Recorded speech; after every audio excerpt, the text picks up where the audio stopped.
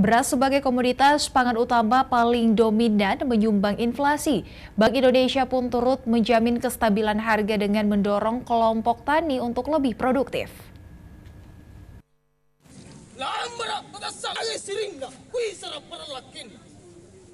Beras sebagai komoditas pangan utama masyarakat Indonesia menjadi sektor penyumbang inflasi, sehingga dirasa penting untuk dijaga kestabilan produksinya.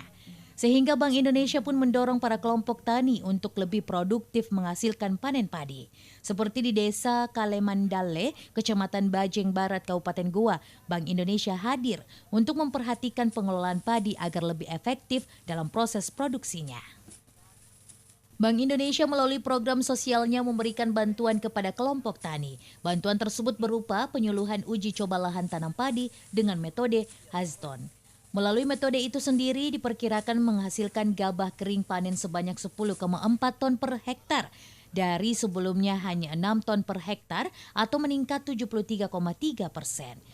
Rice milling unit untuk kelompok tani ini, gabungan tani ini juga bantuan-bantuan dengan bahan bibit dan sebagainya untuk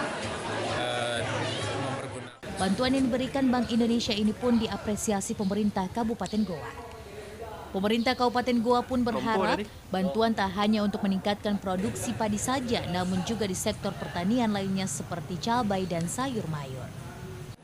Pertama-tama saya mewakili pemerintah Kabupaten Goa dan seluruh masyarakat Kabupaten Goa tentu mengucapkan terima kasih kepada Bank Indonesia yang telah memberikan bantuan.